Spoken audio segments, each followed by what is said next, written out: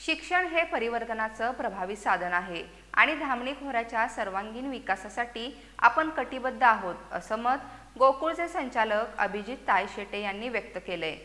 राधानगरी तालुक्यातील new English school मानबेटपैकी चौके इथं वह्यावाटप कार्यक्रमात ते बोलत होते। शिक्षणातून समाजात सकारात्मक बदल घडतो आणि ते केवळ नोकरीपुरतं मर्यादित न राहता सामाजिक हितासाठी असायला हवं, असंही ते म्हणाले।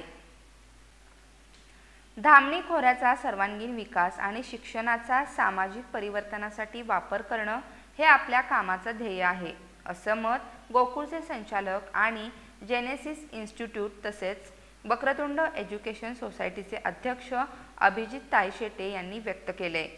न्यू इंग्लिश स्कूल मानबेट पैकी चौके तालुका राधानगरी इथं माध्यमिक आणि प्राथमिक शाळांतील विद्यार्थ्यांना वह्यांचं वाटप करण्यात आलंय। या कार्यक्रमात ते प्रमुख पाहुणे म्हणून बोलत होते। शिक्षण हे केवळ नोकरीसाठी नसावं तर सामाजिक बदलासाठी असावं।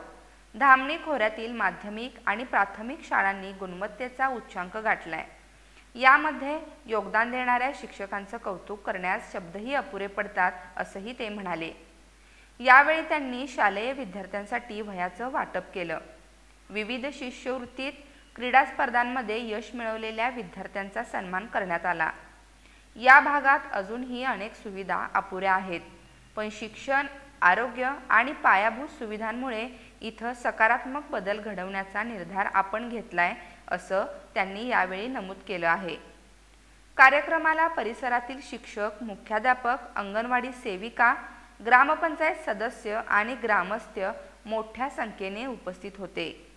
कार्यक्रमाच्या अध्यक्षस्थानी सरपंच संभाजी कांबळे होते, तर प्रास्ताविक मुख्याध्यापक एस.एम. खडके यांनी केलं आहे।